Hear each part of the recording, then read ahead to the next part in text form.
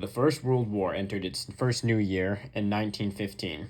This year saw major operations on the Eastern and Ottoman fronts, technological breakthroughs in the air, on land, and in the water, and finally, new countries entering the war on both sides. The British had begun a blockade of Germany at the beginning of the war. This made clear the reality that Germany could not win a long-term war, as primarily food was being stopped before it could make it to Germany. This led many in Germany to become insecure about their survival and quickly caused famine and distress. The Germans responded by introducing unrestricted submarine warfare, the sinking of ships heading to British ports, both Allied ships and neutral ships. The Allies accused the Germans of war crimes, or crimes against humanity, a new concept. This was because the Germans were not only sinking ships with civilians on them, but also ships with civilians of neutral countries, not even in the war. The Germans justified this by stating that the British blockade was having the same effect, that her citizens were being starved in the streets due to a lack of food. They claimed sinking these ships was the same moral gray area.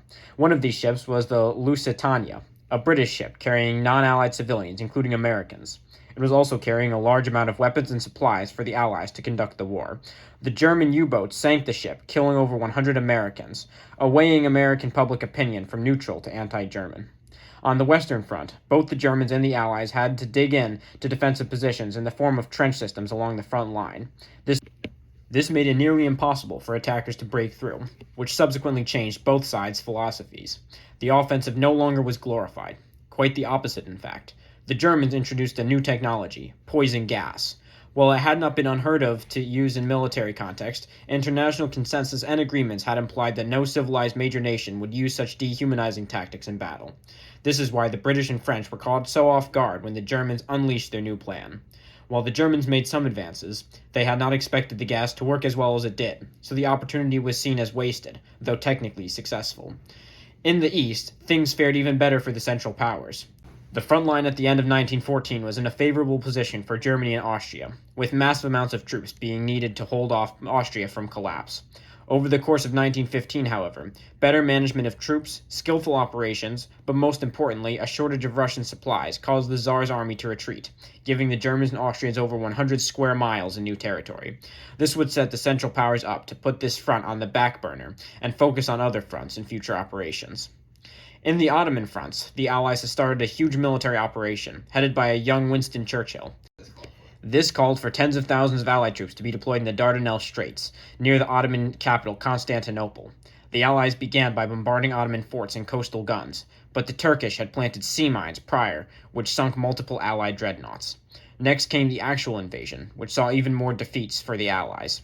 Even though they held out for months, the entrenched Allied position was not only unable to push and conquer Constantinople, but also got driven out of Turkey completely, causing an immense amount of death for the Allies. All other fronts with the Ottoman Empire were static, as most attention in this theater had been devoted to the Gallipoli campaign.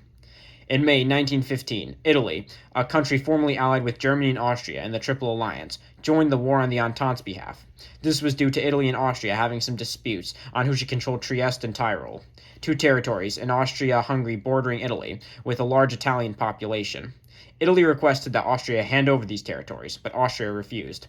At this time, France and the United Kingdom offered Italy those lands if they joined the war. And so, on May 15, 1915, Italy joined the Entente, starting a front line with the Austrians in the Alps.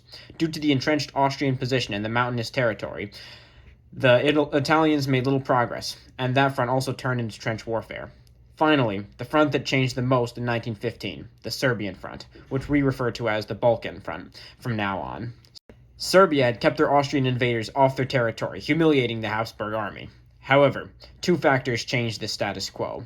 First of which was Germany sending limited numbers of advisors and troops down to increase the quality of operations and armies. Secondly, and more importantly, was Bulgaria's decision to join the Central Powers. As soon as that occurred, the Serbians were now surrounded on two sides, splitting their army. The Central Powers overwhelmed the small Serbian numbers and pushed them out of Serbia, taking Belgrade. The Serbian armies retreated through neutral Albania, where they were pursued by the Central Powers, but not caught as British and other Allied ships picked them up via the Mediterranean. That's the war in 1915. Major advances for the Central Powers on the Eastern and Balkan front. However, the entry of Italy into the war still splits the Austrian army. Deadlock on the Western Front, despite technological innovations, will be a common occurrence, but larger battles await in 1916. Till next time.